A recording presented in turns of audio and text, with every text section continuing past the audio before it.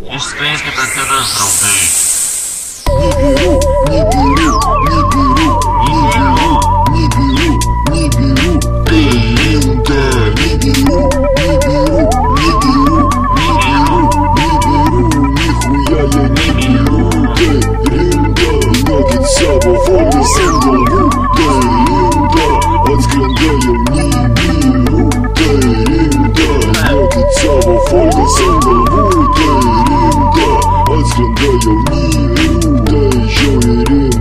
Iš tiesų tai labai rimta, tai kur kas tikriau už nemokamus SMS-us ar juodaodžius prezidentus. Tai tikra teisybė. Man labai baisu, nebiru, oi kaip man baisu, aš tunelį kasu, kas tunelį kasdien, kas tunelį, kas tunelį kasdieną, kaip baisu, man atskrenda net nebiru, aš nebijau, nes tunelį kasu, man nebe baisu, aš žemiausiai iš visų, tunelį aš tunelį gyvenu, nebijau, net nebaisu, tunelį aš gyvenu, man netgi nebaisu, jokie nebiru, man nebaisu.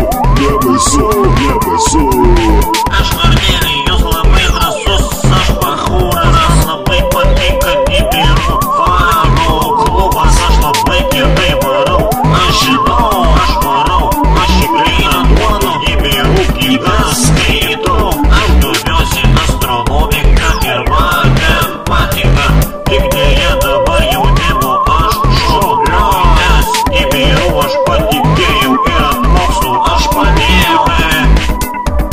Žinokit, čia rimtai, nebiru tai atspenda. Aš Kornelijus vardu, Kornelijus popkornas, mėgstamiausias mano alus, 9-5 hornas, aš Kornelijus vardu, man net nebaisu, jokie nebiru, aš Kornelijus vardu, man labai drąsu, nebijau,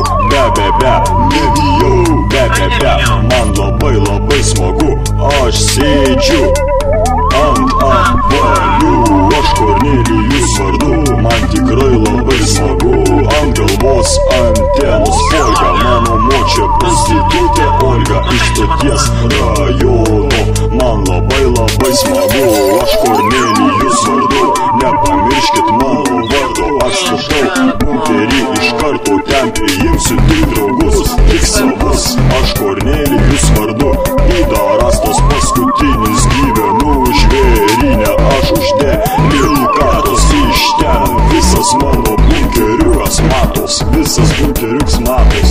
Ir vis dėlto aš manau, kad 2012 metais ateis pasaulio pabaiga ir nemirėliai prisikels, dėl to reikia vynioti galvų forgą ir antenas, kad galėtume išsigelbėti. Mes iš tikrųjų turime melstis nemirų karaliui, jis gyvena nemirų planetoje, kuri šiuo metu skrieja aplink Žemę, elipse, ten dar aplink kažkas skrieja.